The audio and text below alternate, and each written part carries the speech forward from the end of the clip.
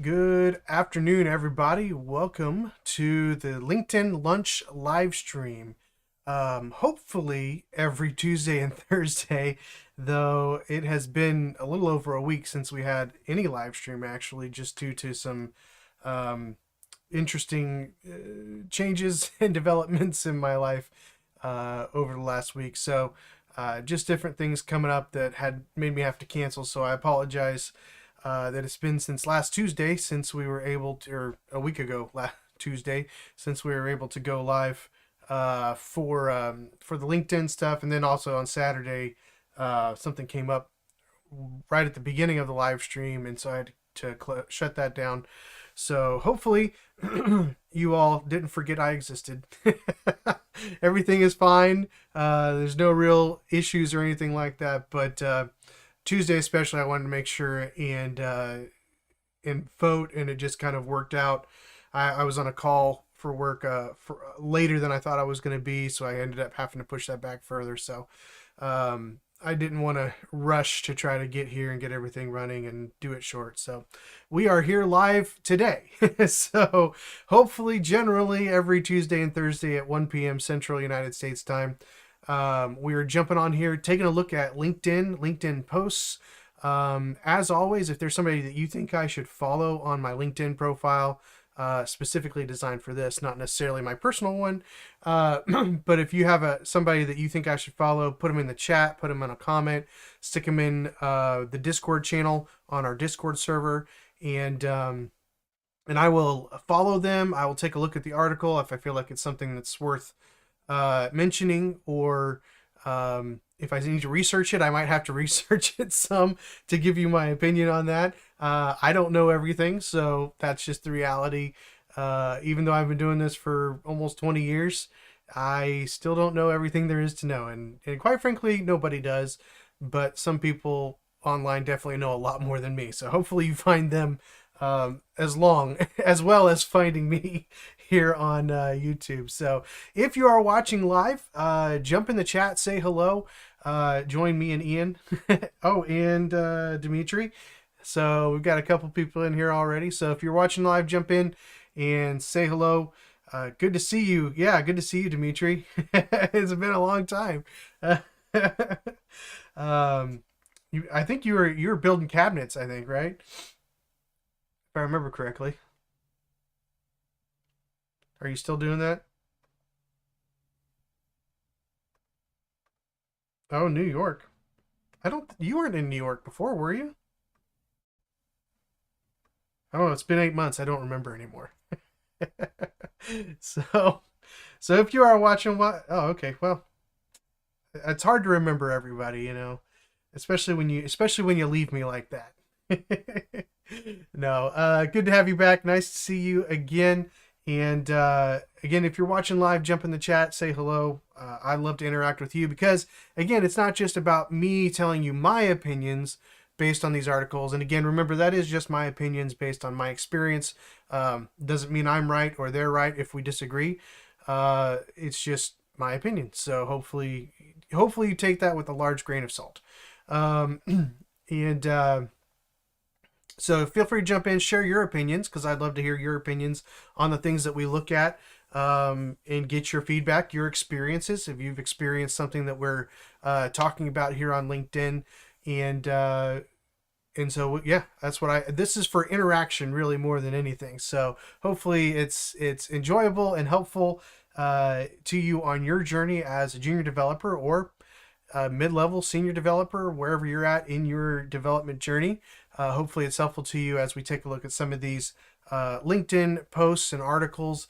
Again, these are sometimes more broad than necessarily specifically to junior devs. I am working on following some more people, trying to get more in the dev world. A lot of this has been more around kind of general job searching and things like that. And I want to get into other things as well. So I'm trying to get more stuff in my feed here on LinkedIn.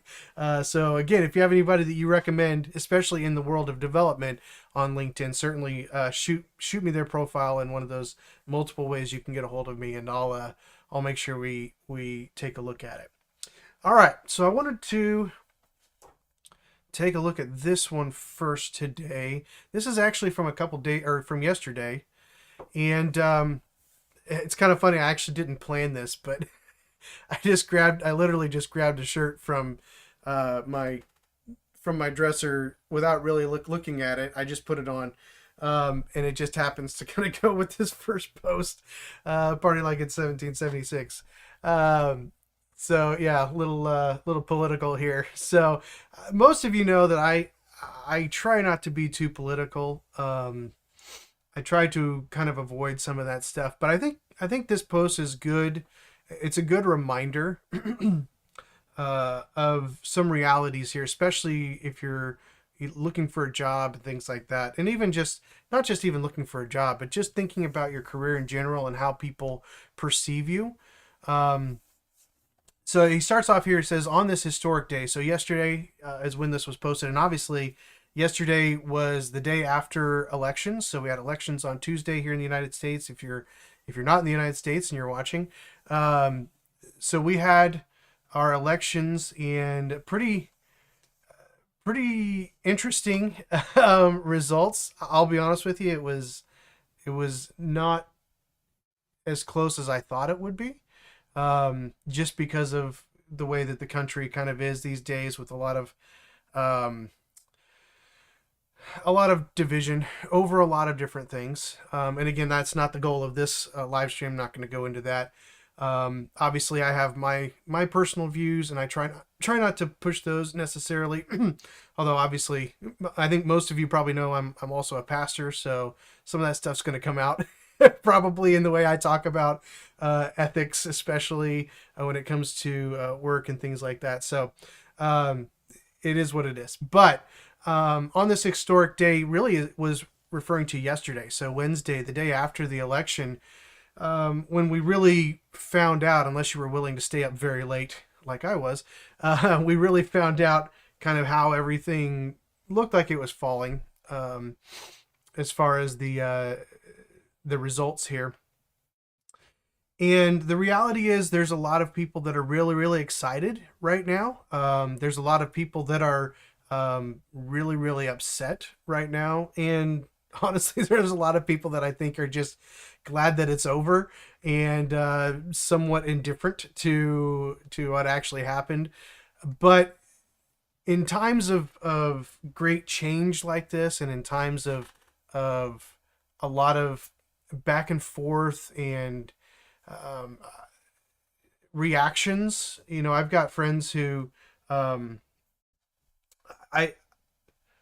am pretty good friends with, and for some reason the election just brings the worst out of people, in the way that they especially post on social media. I haven't noticed it as much like interaction, like personal interaction, but there's something about the freedom of the internet and the freedom of social media that we tend to kind of say things a lot of times that we wouldn't maybe say in public or in private, even to someone individually, and we tend to express our opinions a little bit more freely. And again, it's not that having an opinion is wrong.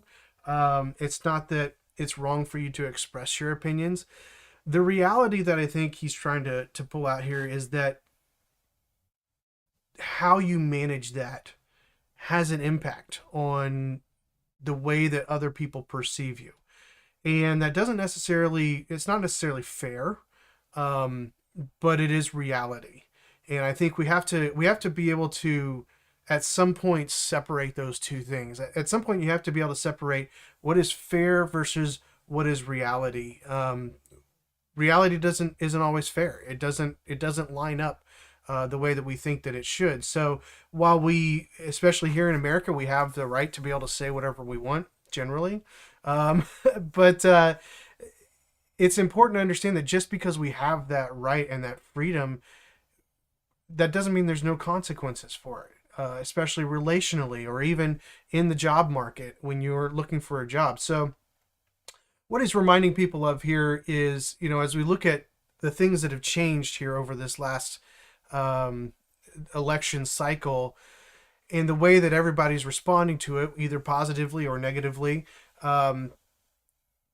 you want to make sure that how you're doing that is as professional as possible, especially on professional networks. So maybe Facebook.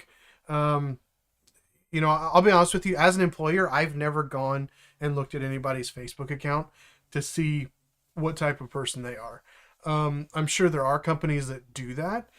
There are probably companies that dig into your Instagram or other things just to see Twitter, just to see what you are putting out there, maybe outside of a professional network. I will look at people's LinkedIn profiles though to see what they talk about, and even this is even important, not just from a political standpoint, but it's important even from the standpoint of your professional life.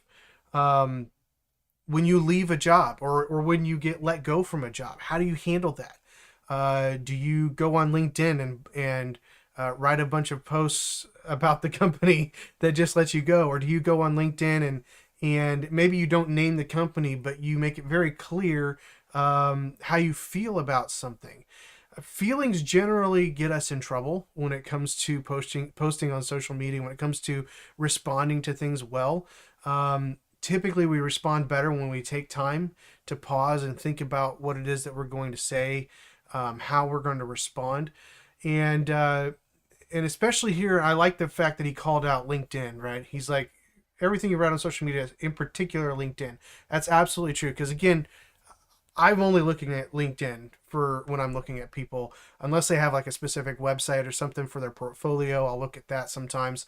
But it can be seen by everybody, and they're going to have an opinion about you based on that. Unfortunately, you can't just know everybody personally, that you interact with on LinkedIn. People are all over the world that you're interacting with on LinkedIn, and you're just not going to have a personal relationship. So largely, what I think about someone on LinkedIn has to do with what they post. Now, sometimes that's good and sometimes that's bad, right? So sometimes they're just posting a lot of stuff because they're trying to build up a following, and they're trying to sell stuff, things like that. That to me, that's not as cool. But somebody that's, posting regularly about what's going on, that they're learning or things like that, that's a little bit more real, so to speak. And so you kind of get to know them a little bit better that way. But everyone is going to have an opinion of you based on what you post, especially on LinkedIn professionally. And then also, just in your personal life, people are going to have opinions of you based on what you post personally. So many of you know I'm from Kansas City, Missouri, and have grown up basically a Kansas City Chiefs fan. If you don't know who they are, shame on you. But they're the best team right now in the National Football League. Well, at least they're the only team without any losses. But so on my Facebook account, I'm not very active on social media, really, pretty much anywhere. But on my Facebook account, typically during the games, I will post mostly negative statements such as pathetic, or this is the game is over, things like that. Obviously, I don't swear or anything like that, but I'll post pretty negative stuff, and I've got some people are actually some of my friends actually get on just waiting for my post. Anytime that there's something that goes wrong with the game, they know they're just waiting to see me post there on social media. And so, but I do have a reputation from some of my friends because of the way that I post on there. Now, thankfully, most of them know me personally as well, so it's not as big a deal. But somebody that doesn't know me could think of a very negative person, just because that's most of the posts that I post on Facebook have to do with the Chiefs, and they're mostly negative. So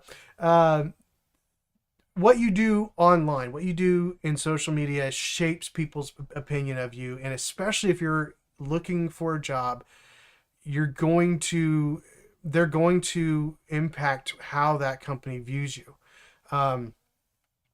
Does that mean you can never post about anything controversial? I don't think so. I think at some point you do have to be willing to post things that are important to you.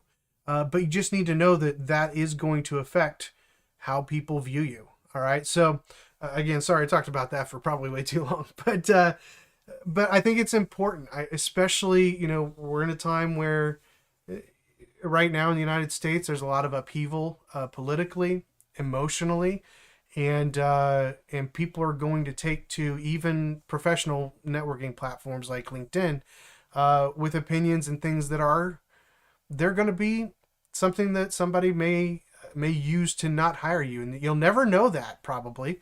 It's not like they're going to message you and be like, hey, this specific LinkedIn post, this is what kept you from getting hired. Nobody's going to do that. They're just going to not respond. They're just going to, put your resume in the no pile, and you'll never hear from them any reason why. So the best thing to do is to try to be as wise as possible in what you're putting on LinkedIn, especially, but even other social media, because it can come back to hurt you. So Ian stayed up late too. Yeah, I was up till I think about 1:30 is about the time I went to bed. Right when I saw Trump was starting a speech, and at that point, it was pretty much called. So I went ahead and went to bed finally at that point. Um, yeah, it's interesting, Ian. Everything can be found now. I don't know if you've ever heard of the Wayback Machine, but the Wayback Machine, you can find old websites still on there too, in the way that they used to be. So there's so much historical data online that even if you think it's buried, like, somebody will find it. If somebody really wants to find it, they're gonna find it. So Usenet. Yeah, we were all young and stupid at some point. And I think here's something that I would say for you guys too, just as an encouragement, knowing that we were all young and dumb at some point, and some of you might still be young, maybe not dumb, but knowing that we were all younger and we did dumb things and said dumb things. I mean, I just have to sit there and talk to my kids for about 5 minutes, and they come up with the dumbest things in the world. Thankfully, they don't really have much of a social media place input there. So, I mean, I would say not only do we need to be careful what we're posting, but we also need to be gracious and understand that people do change over time, and that things in the past that they might have posted may not be how they think anymore. And or maybe they've just matured and they interact better than they did in the past. So I think even as developers, even as job seekers, it's good for us to have grace toward other people when we're looking at their information. We are very quick to judge. That's just a reality of human nature. So if we can not only take a step back before we post, take a step back even before we judge someone else's character especially based on old stuff. So just some good reminders, I think, from this post here. I found it at least helpful thinking about this. Oh, I forgot to change this one up. Here we go. I use the inspector because it makes it easier to get everything exactly the way that I want. For those of you that just noticed what I did. So this, I thought this was really interesting. So we'll read through this real fast, but it's interesting and also unfortunate. It says this. So here's an honest question that got me in trouble at work. And I'll just give you my opinion right away. This should not have gotten you in trouble. This should have been an actual company-wide discussion, quite frankly, but let's dive in. Okay. So here's the question. Are code reviews supposed to be like proofreading a paper where you're allowed to choose which suggestions to use and which you'll disregard? Or are they like a gate where the reviewers are the gatekeepers and every suggestion must be incorporated before the code is accepted? Before we get into the whole management issue of this, I want to just kind of give you my opinion as to the answer of the question. First of all, in my opinion, it depends. I think what should happen is that the reviewer should make it clear what their position is on those items. And that, I think, is the problem. When I do a PR review, I will sometimes leave a comment and say, hey, this is not the best way to do this, but I'm going to go ahead and approve it, right? So if it's something that I don't think is required so that we can get that piece of work going out the door, then I will make that very clear. But I also want to give some sort of feedback. And usually if I say this isn't the best way, I'll try to give an example of a better way of doing it. Because the goal for me of a pull request review is not just to gatekeep. It's not just to make sure everything is the way that I want it to be, or even just the way that our standards are as a company. Sometimes as you're looking at code, the code meets the standards, but it may not be the best way of doing something. So I want to encourage someone. I want to give them some help along the way in their process. I want to make sure that the comment tells them what I expect, though. So when I'm reviewing code, I'm going to make sure that the comment says this is not going to keep this PR from going through, or this needs to be done in order for the PR to go through. So if it's something that isn't correct, it'll be, let's say it doesn't match the standards that we have. I'll say something like, hey, this doesn't match our current standards. Here's the current standard. Please update before approval. And of course, you'll kick it back. There might be some things that I'm kicking it back for that need to be done, but then I might have another comment in there about, again, just something that I would suggest, and I will make it clear this doesn't have to be done in order for the PR to go through. Especially if you're having to move pretty quickly on a coding project, you don't want to kick stuff back just for personal preference. You want to make sure that the reasons you're kicking things back are because of coding standards or something that just doesn't work correctly or that is wrong, completely. But you also want to give feedback that's helpful and beneficial to the person. So I would say that the correct answer to this is both. And that should be handled by the way the comment is given in the PR review, in the code review.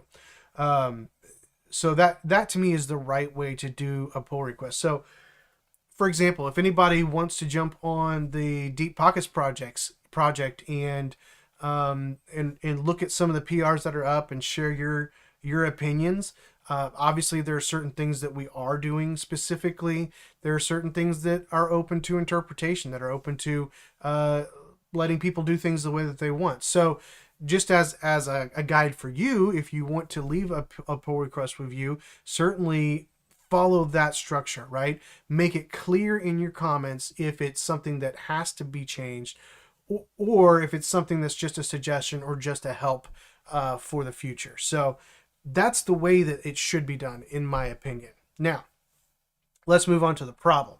The real problem here is that management thought this question was inappropriate. I don't understand the mindset at all of somebody asking how we want to do something and being told that they shouldn't be asking that, right? Really what he's asking is, how do we handle this process? I mean, that's really the question. At the end of the day, what is our process, and how does that affect the person reviewing it? How does that affect the person who's written the code? To assume that somebody should just understand what your process is really prideful, frankly. Especially if you don't have it written down. Like, there should be probably some sort of written process that says this is how we do PR reviews. We have a written process, and we're a pretty small company, about how we do PR reviews. So the fact that this was found to be inappropriate by management is just really, really bad. It's bad management. It means they probably haven't even thought through the process more than just having a normal, just kind of like we do PR reviews. So they probably don't have it documented. And quite frankly, they're probably on the gatekeeping side. What I have found is people who are gatekeepers when it comes to pull request reviews are typically people who don't like to be questioned about things. Um, and that's kind of the vibe that I get from this management uh, group. I don't know if this is a group of people or if this was an individual, but they definitely seem to be somebody who doesn't like being questioned, and that's not good. Your leadership should absolutely be open to being questioned.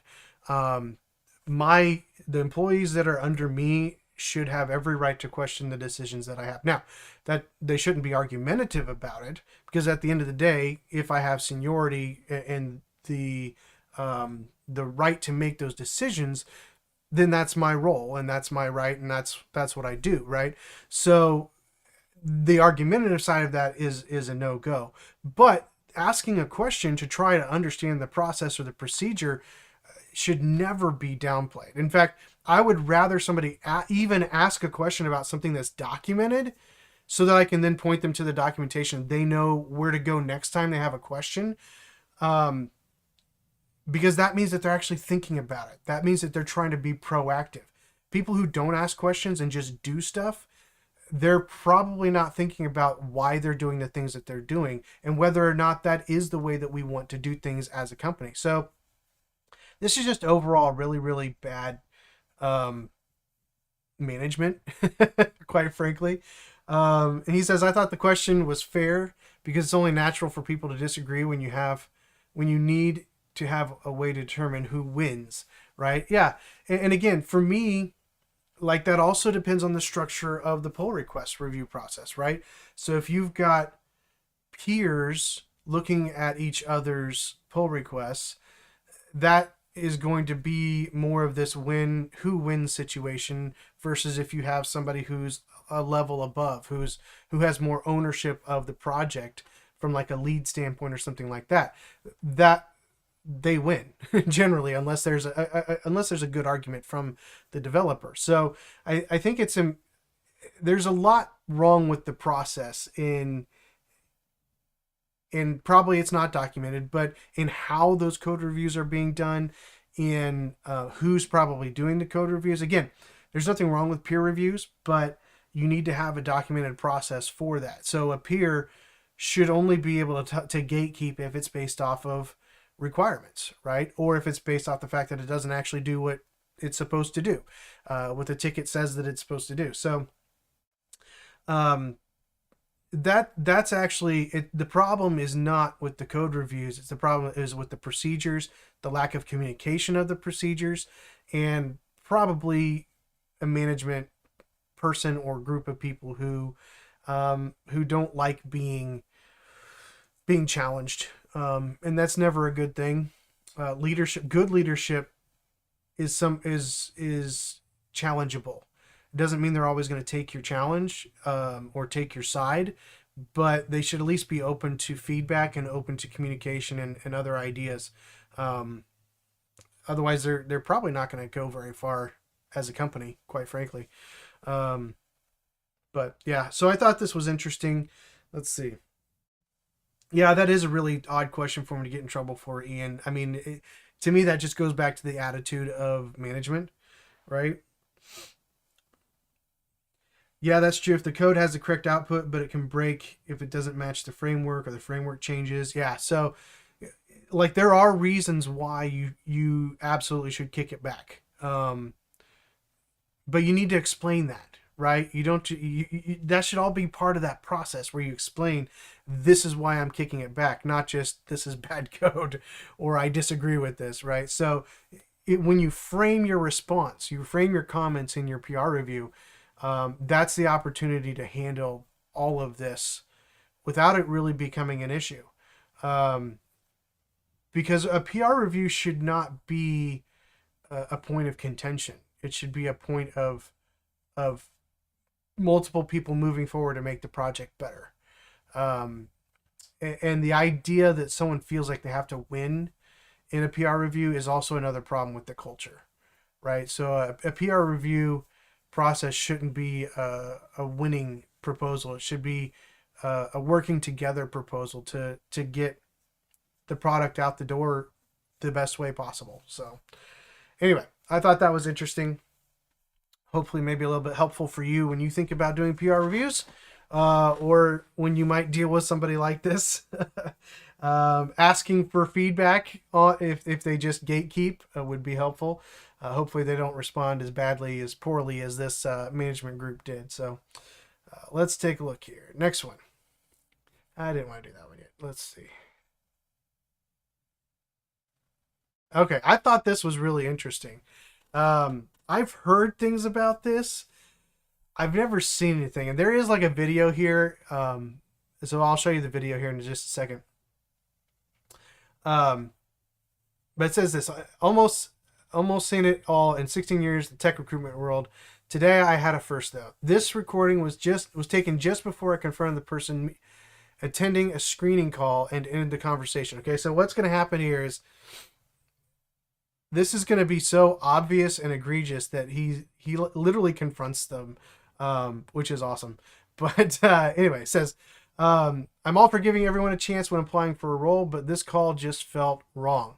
Firstly, the answers to my questions were obviously being generated by an AI script and far more detailed than the question required. So I actually saw this on my personal LinkedIn account. Not this post, but I saw something very similar, and it was actually a post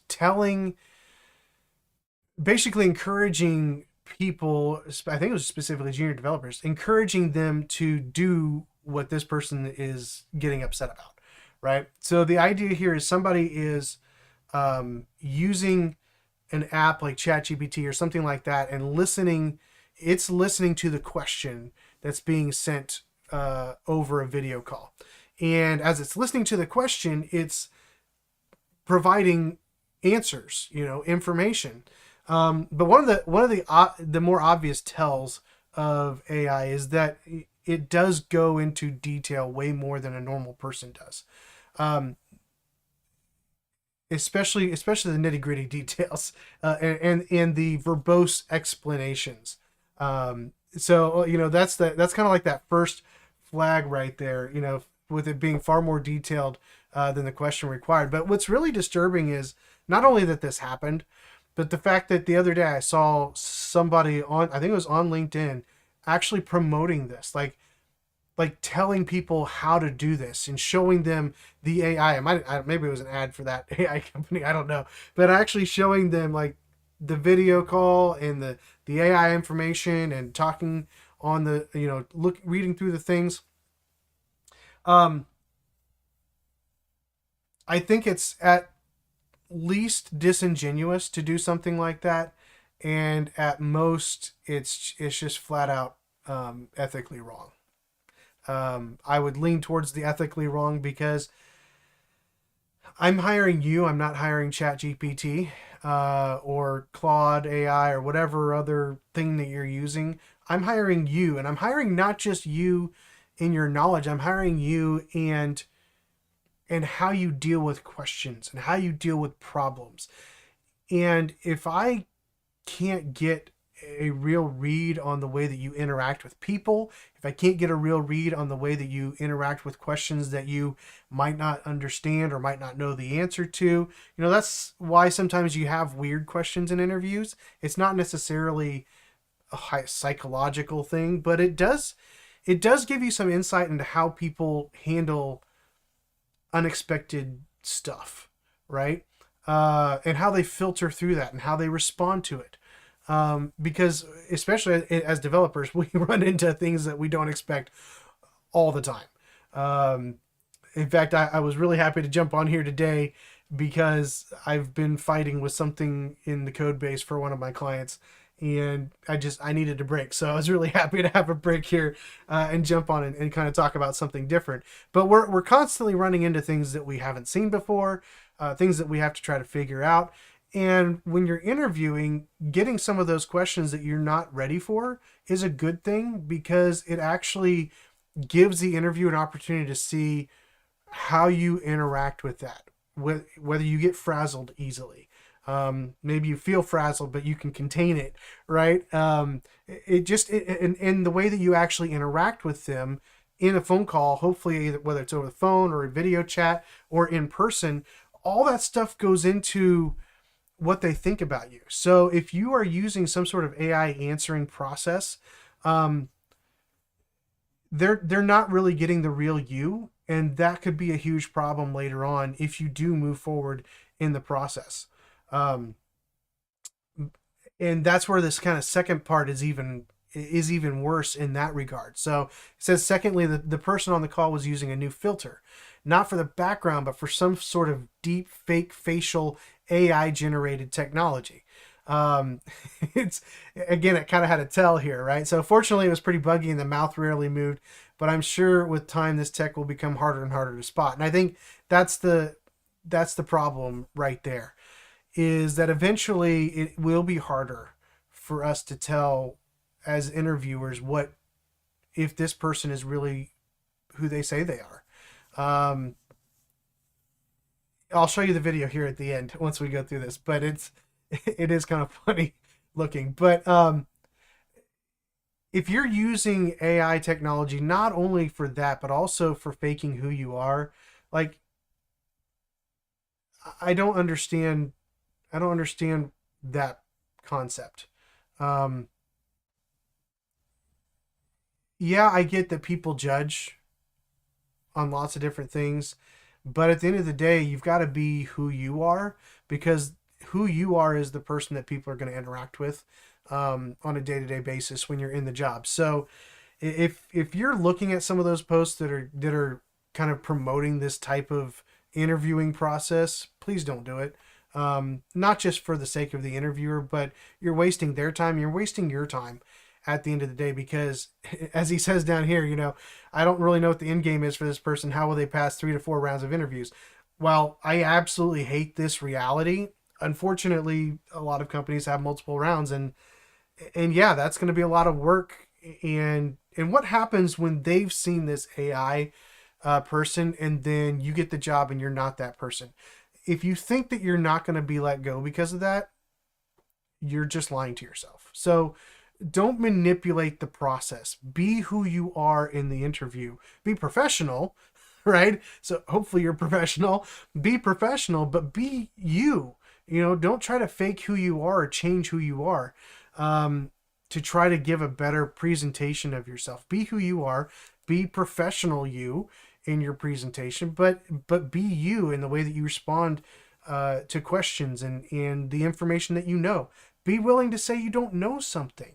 If I talk to somebody who, especially like a junior developer, and they literally have an answer for everything, every question that I ask them, either they've spent a lot of time studying or they're using something like this. There should be things that you probably don't know and you're willing to admit, but you're willing to learn, right? I always tell people, be honest about what you don't know, but be willing to learn and put that foot forward. I would rather have somebody who doesn't know something but's willing to put in the effort to learn it than have somebody who thinks they know everything or knows all the right answers to say but doesn't really know what they're doing.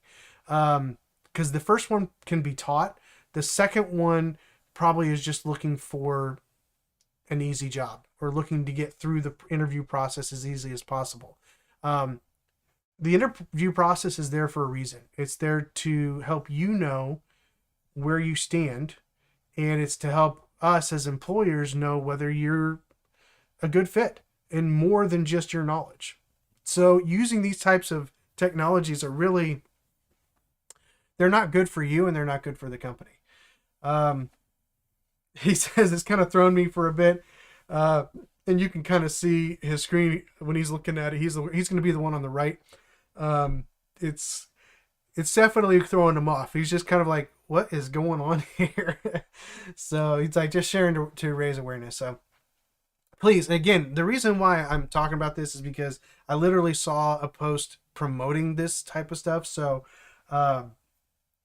please don't fall into that trap. So let's go. I just want to show you the video here. So this is the recruiter, and this is the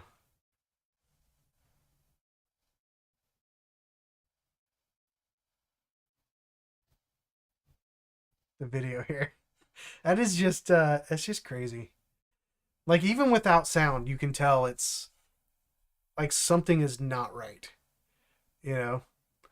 And I think about like so when you do videos, there are like apps and things like that where you can be looking over here. You probably know sometimes a lot of times I look over here, it's because that's where the view that's going to the feed is, and I like to make sure that things look right. Plus I like to look at somebody, even if it's just me. So but there are apps that will let you do something like this, and it will automatically adjust your eyes to focus at the camera. And so it's just there's a lot of stuff that make things fake these days. Don't be fake.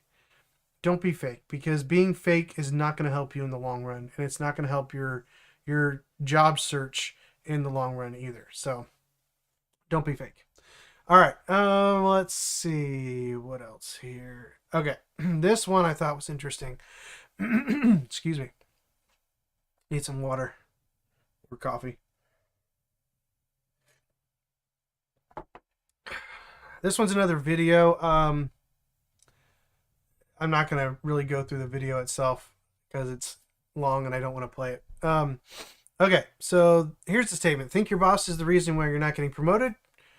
It's time to take control of your own progress. Here's why your mindset might be the real issue and how to change it. So basically, if you want to go find Kendall Berg, you can take a look at her post here. Look at it on LinkedIn if you'd like. I'm not going to go through the whole thing, but basically the idea is stop relying on your manager and take control of your own career. I'll be honest with you. I have been in this mode in the past, and it is not a good place to be, where you buy into this idea that if you just do a good job, or if you meet all the things that your boss is telling you that you need to do, that you should be promoted. And sometimes it works out because you go to like a large organization and they just have a normal career progression, and as long as you're meeting or exceeding expectations on all of your annual reviews and things like that, you just automatically get moved up. There are companies like that. Most of the companies that I've worked for are not like that. Again, you have to understand, I'm not saying this because the company is bad. You have to understand that from a business standpoint, if you don't have to give somebody a raise, then you're saving money, right? If you don't have to promote somebody, which usually comes with a raise, then you're saving money. That's just the reality of business, and good business people save money. They keep their expenses as low as they possibly can. But it's not always just about that. It really is, I think, in many cases, the reality that the people in charge, the management in charge, appreciate the work that you do. They appreciate who you are and what you've done for the company, but that doesn't always automatically translate into I should help them out. They're grateful for it, but that doesn't necessarily mean that they always think to give you some sort of promotion, or to give you a raise, or to give you some sort of bonus or something like that. Even if it's naturally built in, people don't always think about that, largely because we tend to think about ourselves more than we think about other people.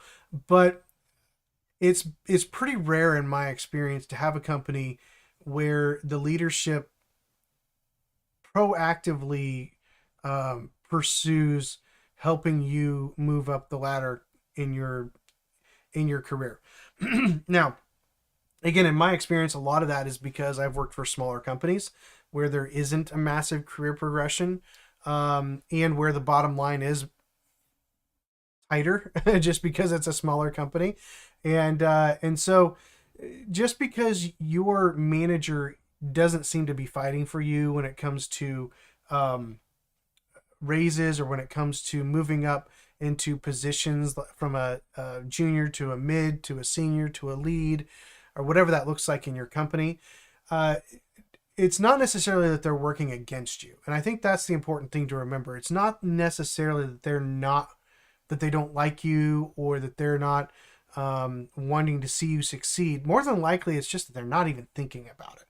they're not, they're so worried about taking care of the things that they need to take care of on a day-to-day basis that unless it is part of their job and part of their own review, unless there's somebody encouraging them to do it, they're probably just too busy to even think about where you're at in your career progression.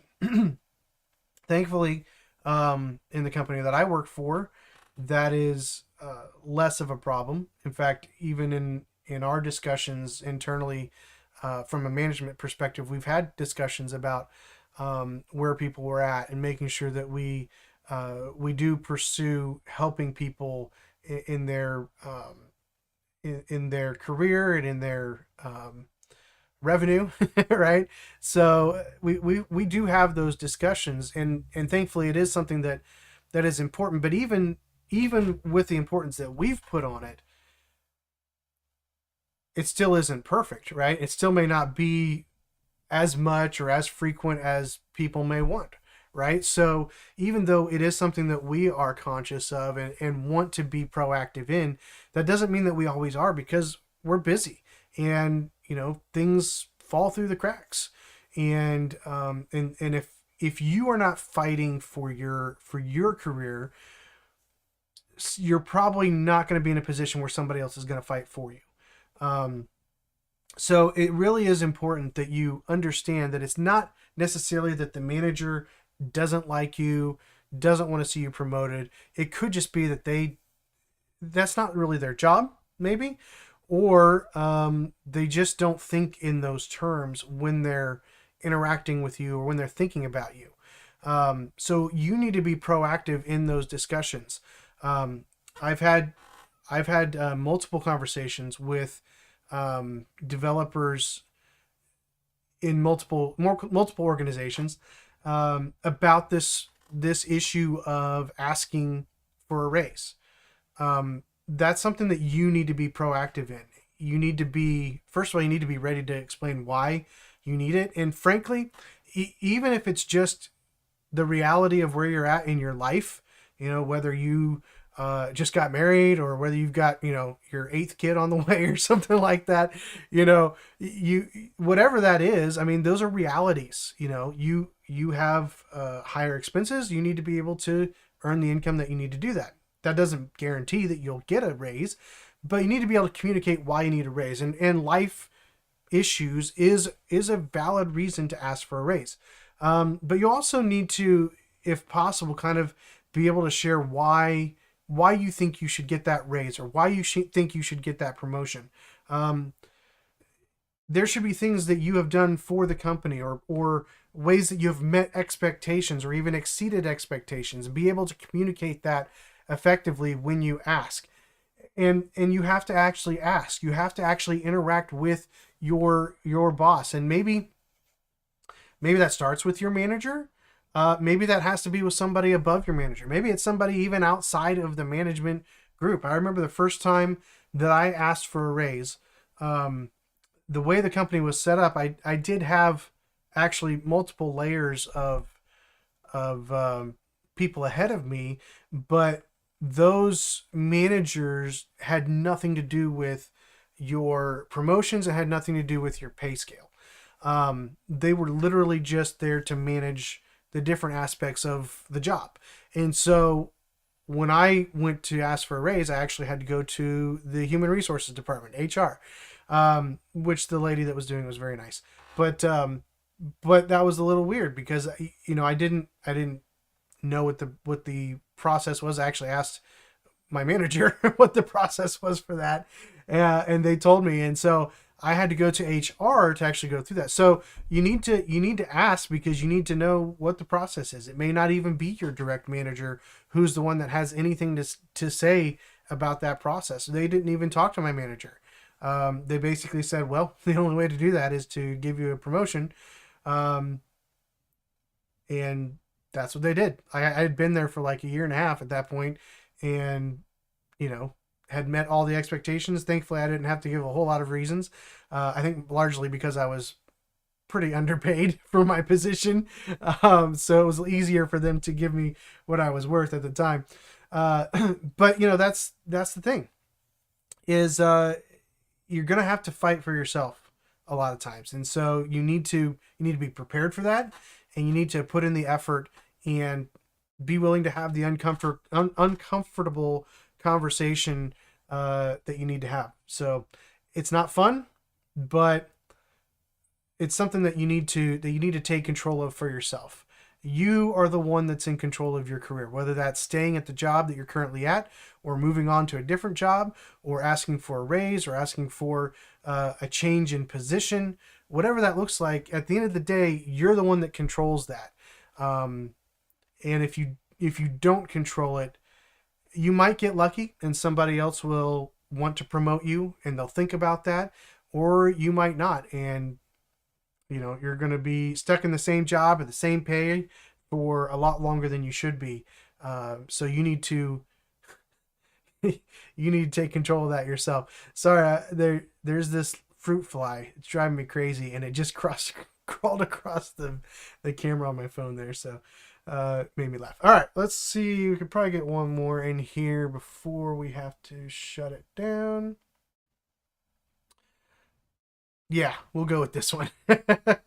This is actually an advertisement. So, but I thought the point I think was helpful. So this is an advertisement for this light that you can see here. He's got a newsletter too. Excuse me. Oh, perfect time to yawn, right when we're talking about sleep. Actually, I'm probably yawning because I need more oxygen because I'm talking very quickly. So it says, my secret weapon for better sleep this winter. Um, and I pulled this up because, not so much because of the light thing, but because of the reality of sleep. And we were just talking earlier in the live stream about staying up super late, watching the election results and things like that. Um, it is important that we get the amount of sleep that we need. Um, there's just something about developers in general that we tend to be night owls. Now, there are some that I know that are kind of early morning people. They like to get up in the early morning. They're usually older. No, I'm just kidding. But they like to get up in the early morning. But most of the devs that I know, um, unless they have good habits already created, they tend to be night owls. They tend to stay up late, working on things. I think a lot of that is because it's an extension of the time that you're already up, and a lot of other people in your household are probably in bed, so it's quieter. You can think more, especially if you have to go to the office and you're in a place where there's a lot of conversation. I'll be honest with you, when I go to the office, I do not get as much done as when I'm out of the office, when I'm at home. Because I can shut the door here at home and people typically don't bother me. Sometimes they walk through while I'm live streaming, and shake the camera because of the floor. But it's mostly a pretty good situation for me to work from home. But I can still find myself up very late. And I'll just be honest with you, I have a bad habit of being up late, and it has a major effect. I actually had to lay down yesterday afternoon. We had some stuff going on in the evening up at the church, and I had to be there for that. And so when I was done with work, I took about a 30-minute nap because I was just exhausted because I was up till 1:30 in the morning watching those election results. Um, and when you do that over and over and over again in multiple days in a row, you are really hurting yourself. You're hurting your ability to think through problems. You're hurting your body physically. Um, I actually have sores in my shoulders, which is a combination of laying on the concrete, working on my car, and then not getting enough sleep. I can lay on the concrete and work on my car, and then if I get enough sleep, I'm not hurting nearly as badly. But when I only get 5 hours of sleep at night, that's a problem. So we've got to make sure that we're getting good sleep. That is one of the biggest areas where developers struggle with their health. Now, again, obviously, what we eat, when we eat, weight, things like that. All that stuff plays into your health as a developer. Exercise, not exercise. Um, Obviously, all those things are included, but I think the one that we as developers tend to let slip the most is the need to get a good night's rest. Um, and it is interesting, there are some realities of getting sunlight. I have a window over here that I try to keep the shade open during the day so that I can get some sunlight in. I'm not an outside person. I don't really care for being outside most of the time, and so I don't get out in the sun. So I try to get it as much as I can through the window when possible. So maybe I do need this light. I don't know. But we do need to think about our health. Most developers I've worked with don't really think about their health a whole lot. They eat a lot of junk. They drink a lot of caffeine, whether it's coffee or Red Bull or other drinks like that. Um, we stay up late. We abuse our physical health, and that's only going to hurt us in the long run. Um, I've been doing this for almost 20 years professionally now, and I can feel it. There are other people that I know who are older than me in the development world, and they can go longer than I can. They can handle development issues better than I can. Not necessarily because they've been doing it longer or they know more, but I think part of it is their physical fitness helps them along the way. So, I'm working on losing some weight right now, very, very slowly. But we've got to take care of our health, and I think the biggest area that most developers tend to very quickly give up in or allow themselves to hurt themselves is in the area of sleep. So I do think I do want to encourage you, if you find yourself staying up late a lot of times, working or learning even, um, set boundaries. Set boundaries to make sure that you are getting enough sleep, even if you're in the middle of something. When that alarm goes off or bedtime notification goes off, shut it down. Don't say 5 more minutes. Okay, shut it down and go to bed, because we need sleep. And even just last night, I went to bed later than I wanted to, but earlier than I had been, and got up. Oh, excuse me, you can't tell because I'm yawning.